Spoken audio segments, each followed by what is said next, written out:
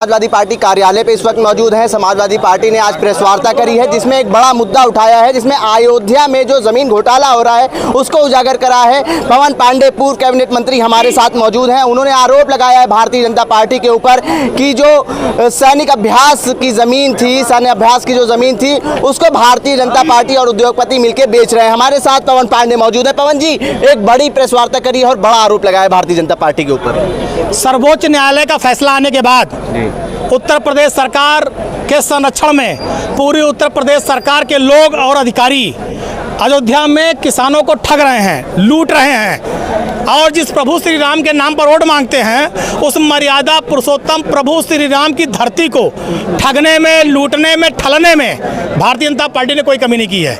किसानों की जमीन कौड़ियों के दाम ले रहे हैं, उसके बाद उसको बहुत महंगे में बेच रहे हैं। आवास विकास से नोटिस दिला देंगे कि आवास विकास आपकी जमीन का एक्वायर करने वाला है, सरकार एक्वायर करने वाली है।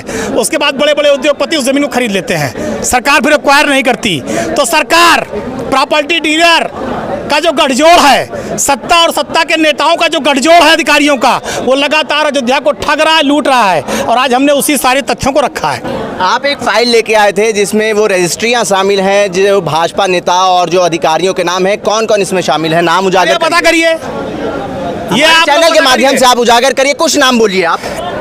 सारी रजिस्ट्री हमने राष्ट्रीय अध्यक्ष जी को दे दी है। अब आप जाके राष्ट्रीय अध्यक्ष जी से बड़े नाम है वही नाम आप बताइए। आप राष्ट्रीय अध्यक्ष जी के पास सारी रजिस्ट्री आप पता कर लीजिए कि कौन आईएएस, कौन आईपीएस, मुख्य सचिव के रिश्तेदार से लेकर और लेखपाल के रिश्तेदार तक और भाजपा के बड़े बड़े नेताओं तक जिन्होंने कम पैसे में कौड़ियों के दाम जमीन लेकर प्रॉपर्टी डीलिंग की है, आप पता कर लीजिए। और आप ज्यादा नहीं अयोध्या चले जाओ, तो जिन लोगों ने जमीन बेची वो अधिकारियों और नेताओं का नाम वहाँ जनता मुंह से ले रही है, सब आपको पता लग जाएगा। 4 मुद्दे आपने उठाए, वो 4 मुद्दे क्या कुछ थे? शाहनवाजपुर में ओवरब्रिज बन रहा है, वहाँ पर सही मुआवजा नहीं दिया जा रहा है, गरीबों का मकान तोड़ा जा रहा है। रेलवे लाइन नहीं बननी थी, पहले रेलवे लाइन का स्ट्रक्चर दूसरा था, डीपीआर दूसरा था। जब लोकसभा का चुनाव हार गए तो डीपीआर चेंज कर दिया। पहले जो डीपीआर था वहाँ केवल जमीन थी, कोई मकान नहीं था, कोई दुकान नहीं था।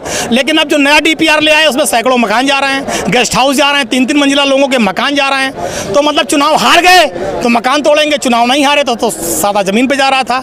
तो लगातार भारतीय जनता पार्टी वहाँ गरीबों को, किसानों का उत्पीड़न कर रही है, जिसका समाजवादी पार्टी विरोध करती है। आप तिहुरा माझा में हमारे देख लीजिए, जो ग्राम समाज की ज़मीन है, जो रास्ते हैं सब अभिनंदन लोढ़ा के ग्रुप द्वारा टीन से कब्जा किया जा रहा, पूरा बाउंड्री वाल के अंडर उसको ले रहे हैं। किसानों की ज़मीन सस्ते में ले रहे हैं, 1 करोड़ 80 लाख रुपये बिस्सा ज़मीन बेच रहे हैं। ये महंगाई तो अयोध्या तो ठगी जा रही है, लूटी जा रही है। राम की प्रजा को भारतीय जनता पार्टी के संरक्षण में ठगने का, लूटने का कोई अवसर छोड़ नहीं रही भाजपा। एक आखिरी सवाल रहेगा, किस तरीके से ये मुद्दा आप और लेके आगे जाएंगे और क्या कुछ आगे की रणनीति है?